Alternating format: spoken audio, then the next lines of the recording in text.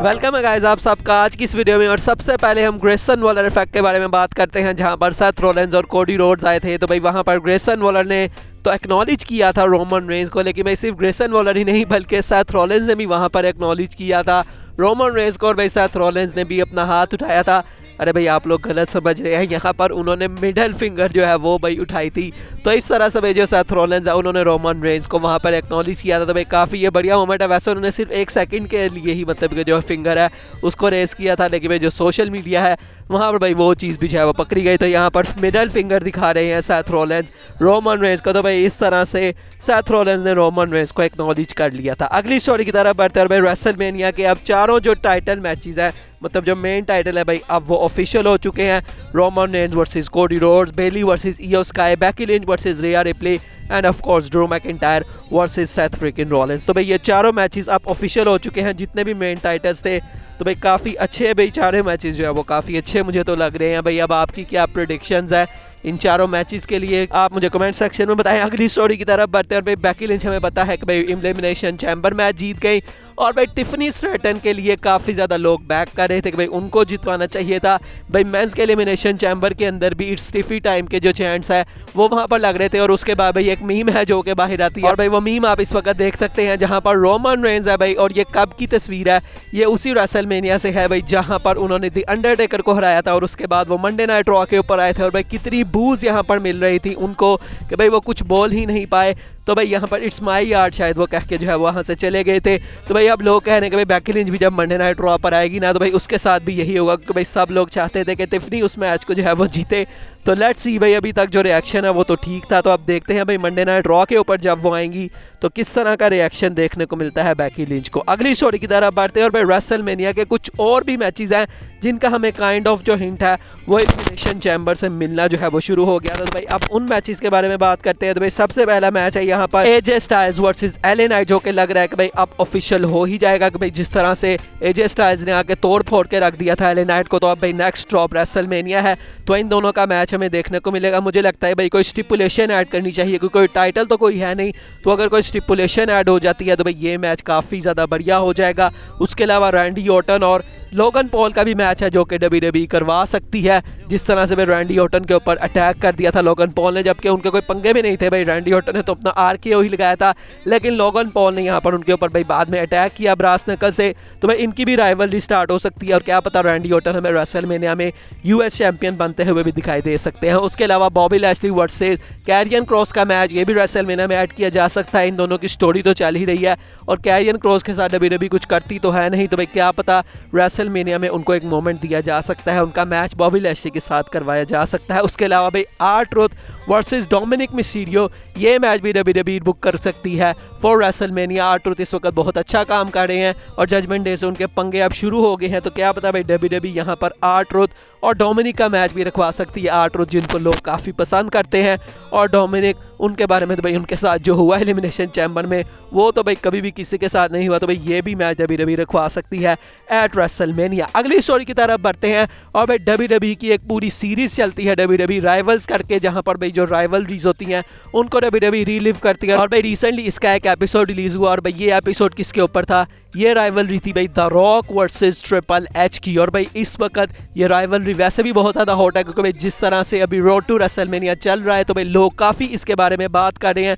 और इवन के भाई सिर्फ बात ही नहीं हो रही, बल्कि जो ट्रिपल एच और द रॉक है भाई उनका इसके ऊपर रिएक्शन भी आता है। और भाई ट्रिपल एच सबसे पहले लिखते हैं destined to do this forever, thank God, get and in depth look. भाई आगे वो सारी प्रमोट कर रहे हैं। और इसके ऊपर द रॉक का रिप्लाई भी आता है, वो लगता है भाई hope everyone out here enjoy this slot as much as we did paving the road over the year। तो भाई इस तरह से ट्विटर के ऊपर उन्होंने प्रमोट किया है। और भाई लोग उसके बाद से काफ़ी ज़्यादा इसके बारे में बात करें कि भाई इन दोनों का कुछ ना कुछ चक्कर तो WWE चलवाने वाली है। वरना भाई इसी टाइम के ऊपर इस सीरीज़ को रिलीज़ किया गया जब भाई ये दोनों आपस में एक राइवलरी में भी है, मतलब एक तरह की राइवलरी ही है भाई, दोनों अथॉरिटीज़ में है। रॉक कहता है भाई मेरी चलेगी, ट्रिपल एच कहता है मेरी चलेगी।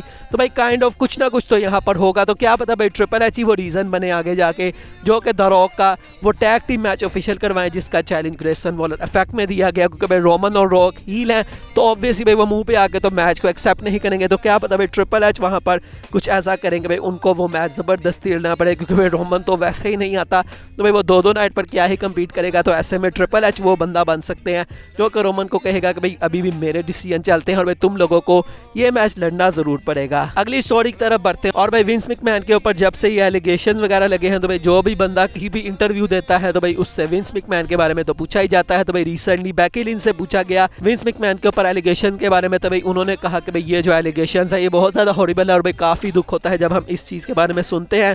लेकिन भाई अगर मैं एज अ टैलेंट या एज अ वुमेन बात करूँ तो भाई मैंने तो WWE में जितना भी काम किया है और विंस मैकमैन के साथ जितना भी काम किया है भाई मुझे तो हमेशा बहुत ज़्यादा रिस्पेक्ट मिली है और मुझे हमेशा ही बहुत ज़्यादा मज़ा आया है। तो भाई इस तरह से जो विंस मैकमैन है उनके पूरी एलिगेशंस के ऊपर बेकी लिंच रिएक्ट करती हैं। अगली स्टोरी की तरफ बढ़ते हैं और भाई रकेल रोड्रिगेज ने रिसेंटली ये पिक्चर शेयर की और भाई यहाँ पर आप देख सकते हैं भाई उनको मैंने आपको बताया था कि भाई कोई वायरस वगैरह है भाई वो शायद उनको अब दोबारा से हो गया। और भाई एलिमिनेशन चैम्बर में भी अगर आपने गौर किया तो भाई उनकी जो फेस है भाई वो अजीब सा जो है वो लग रहा था। तो मुझे लग रहा है भाई शायद वो फिर से हमें ऑफ टीवी दिखाई देंगे और इसके ऊपर जो रिया रिप्ली हैं उनका भी रिएक्शन आता है और भाई वो यहाँ पर उनको लिखती हैं आई लव यू और भाई वो कहते हैं कि भाई तुम स्ट्रॉन्गेस्ट वुमेन हो जो कि भाई मैंने अभी तक जैजिस को मीट किया था। तो भाई इस तरह से दिखा रहे हैं ये, तो आप देखते हैं बहरहाल भाई रकेल के साथ क्या होता है, लेकिन भाई हम उनको विश करेंगे कि वो जल्दी से जल्दी ठीक हो जाए। अगली स्टोरी की तरफ बढ़ते हैं और भाई कोडी रोड्स ने द रॉक को चैलेंज देने के बाद इंस्टाग्राम के ऊपर एक स्टोरी लेकर आई जहां पर वो लिखते हैं know who you are fighting for, के भाई हमेशा जान लो कि तुम किसके लिए फाइट कर रहे हो। तो भाई यहाँ से काइंड ऑफ उन्होंने अपने आप को मोटिवेशन दी है कि भाई मैं किस चीज़ के लिए लड़ रहा हूँ। मैं भाई अपनी इज्जत के लिए भी लड़ रहा हूँ कि भाई मुझे थप्पड़ पड़ा था द रॉक से, और उसके अलावा मैं अपनी स्टोरी भी फिनिश करने के लिए ये सारा कुछ कर रहा हूँ। तो भाई काफ़ी ज़्यादा मोटिवेटेड है। अब द रॉक क्या चैलेंज को एक्सेप्ट करेंगे द रॉक के सिंगल्स मैच के लिए या फिर टैग टीम मैच के लिए, भाई वो देखना काफ़ी ज़्यादा मज़ेदार होगा। अगली स्टोरी ड्रू मैकिंटायर से जुड़ी है और भाई ड्रू मैकिंटायर के कॉन्ट्रैक्ट की सिचुएशन मुझे तो भाई कुछ भी समझ नहीं आ रही। भाई पहले आता था भाई कुछ देर पहले भाई उन्होंने कोई कॉन्ट्रैक्ट साइन नहीं किया, फिर कुछ दिनों पहले एक रिपोर्ट आई कि भाई उन्होंने साइन कर लिया है, लेकिन अब भाई फिर से अपडेट आई है कि भाई अभी भी ड्रू मैकिंटायर ने कोई भी कॉन्ट्रैक्ट साइन नहीं किया। और भाई रिपोर्ट तो ये भी कह रही है कि शायद वो रेसलमेनिया के बाद WWE छोड़ सकते हैं, जो कि मुझे ज़रा सा भी इसके ऊपर यकीन नहीं है। भाई जितनी इनकी अच्छी बुकिंग इस वक्त चल रही है वो टाइटल हार भी गए चाहे रेसलमेनिया में, मतलब मैच को हार भी गए, टाइटल ना भी जीते, फिर भी मुझे नहीं लगता है भाई जितना स्टॉक इस वक्त उनका हाई है तो भाई वो कहीं पर जाने वाले हैं। और अगर वो जाने वाले होते तो भाई WWE उनको कभी भी इतना अच्छा बुक नहीं करती। आप डीन एम्ब्रोस की एग्जांपल देख लें, भाई जब वो जाने वाले थे तो किस तरह से भाई WWE उनको फेयरवेल मैच दिया था शील्ड वाला, लेकिन उसके अलावा स्टोरी लाइन के अंदर उनको कोई खास बुक नहीं किया था। तो भाई मैकिंटायर के साथ WWE क्यों ऐसा करेगी?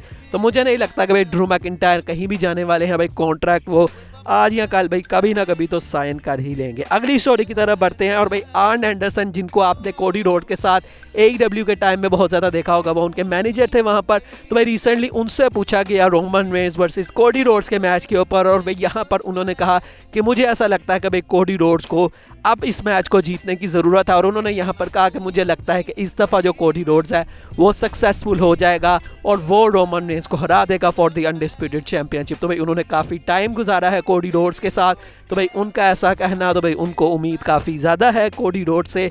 तो अब देखते हैं बहरहाल भाई कोडी रोड्स फैंस की और आर्न एंडरसन की उम्मीदों के ऊपर पूरा उतर पाते हैं या फिर नहीं। अगली स्टोरी की तरफ बढ़ते हैं और भाई WWE ने स्मैकडाउन के ऊपर एक ह्यूज बॉच कर दिया। तो भाई जैसा कि हम सबको पता है कि ये जो हमने रिसेंट में फ्राइडे नाइट स्मैकडाउन का एपिसोड देखा था ये ऑलरेडी टेप था, मतलब ये उससे पिछले हफ्ते ही टेप कर लिया गया था। और गुंथर वर्सेस जो जे उसो का मैच था वो एक्चुअल में उसके बाद हुआ था। और भाई उसके ऊपर ये भी बताया गया था एक रिपोर्ट में कि भाई जे उसो उस मैच को जीतने वाले थे और रॉ के शुरू होने से कुछ देर पहले जो प्लान्स हैं उसको चेंज किया गया और भाई गुंथर को वो मैच जितवाया गया। तो भाई अगर ये वाकई में रिपोर्ट सच थी और वाकई में जे उसो उस मैच के विनर होने वाले हैं तो भाई स्मैकडाउन जो कि उससे पहले ही टेप हो चुका है वहाँ पर जिमी उसो ने कैसे आगे कह दिया कि भाई हाँ मैंने वहाँ जाके रॉ के ऊपर जो जे उसो है भाई उसको टाइटल जो है वो हरवा दिया। तो भाई काइंड ऑफ अब इससे ऐसा लग रहा है कि भाई ये पता नहीं क्या बॉज WWE ने किया है या फिर भाई ये जो रिपोर्ट है उसके बारे में लोग बात कर रहे हैं कि भाई कौन ये बंदा था जिसने इस तरह की जो रिपोर्ट है वो बाहर निकाली है, जबकि एक्चुअल में WWE का प्लान वही था। यहाँ फिर पता नहीं भाई जिमी उसो वाला जो सेगमेंट था रोमन रेंस के साथ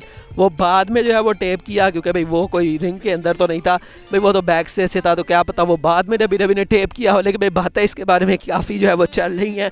अब भाई आपका इस सब के बारे में क्या रिएक्शन है, आप मुझे कमेंट सेक्शन में बता सकते हैं। आज की फाइनल स्टोरी की तरफ बढ़ते हैं और भाई ये रिकी से जुड़ी है। तो भाई रिकी जिनको हम लोग भाई काफ़ी देर से देखना चाह रहे हैं कि भाई अब वो वापस आ ही जाए, और अब तो भाई जो स्टोरी लाइन है उनके बच्चों की, जिमी ऊसो, जे ऊसो की, वो स्टार्ट हो चुकी है। तो भाई रिसेंटली ट्विटर के ऊपर एक पेज है जहां पर भाई MSC जिनका नाम है, उन्होंने भाई ये पिक्चर जो है वो लगाई है जहां पर जे ऊसो के साथ है रिकी, और भाई इसके ऊपर रिएक्शन आता है किसका, none other than Ricky himself. और यहाँ पर उन्होंने लिखा यीट, और भाई वो ब्लड वाला सिंबल भी जो है वो बनाया है। तो भाई यहाँ से क्या रिकी ने अपना रिटर्न टीज कर दिया है, और ना सिर्फ रिटर्न बल्कि रिटर्न करके वो जे ऊसो की साइड पर होने वाले हैं। उन्होंने ये भी चीज़ क्या टीज कर दिया। तो भाई मुझे ऐसा लग रहा है कि भाई रिकी आने वाले हैं अब बहुत जल्द, हमें वो दिखाई दे जाएंगे इस स्टोरी लाइन में। अब क्या वो जे ऊसो की साइड पर ही रहेंगे उसके बारे में कुछ नहीं पता। भाई ज़्यादातर यही होता है कि भाई जो बंदा फेस होता है उसके साथ जो है वो लोग नहीं होते, और भाई राइवल में जो है वो सारे लोग चले जाते हैं। तो क्या पता रिकी ने यहाँ पर भाई ट्विटर के ऊपर तो ये चीज़ कर दी, लेकिन भाई एक्चुअल में जब वो आए तो वह जिमी ऊसो जो कि उनके बड़े बेटे हैं, तो भाई यहाँ पर वो उनका साथ दें और जे ऊसो अकेले रह जाए। तो भाई किसी भी तरह से रबी जा सकती है। जे ऊसो के साथ भी अगर वो आते हैं तो भाई वो वैसे भी लेजेंड है, तो क्या पता वो हील जो है वो ना ही बने बल्कि वो फेस बने। तो भाई होने को कुछ भी हो सकता है, लेकिन भाई ये जो रिएक्शन आया है रिकी का, उससे काफ़ी हद तक चांसेस अगले हैं कि भाई रिकी अपना रिटर्न करने वाले हैं WWE के अंदर। अब देखते हैं बहरहाल भाई कि वो रिटर्न कब होता है। बाकी दोस्तों आज की वीडियो यही तक थी, अच्छी लगी हो तो लाइक कीजिएगा, चैनल को सब्सक्राइब कीजिएगा। मिलेंगे नेक्स्ट वीडियो में, तब तक के लिए अल्लाह हाफिज़।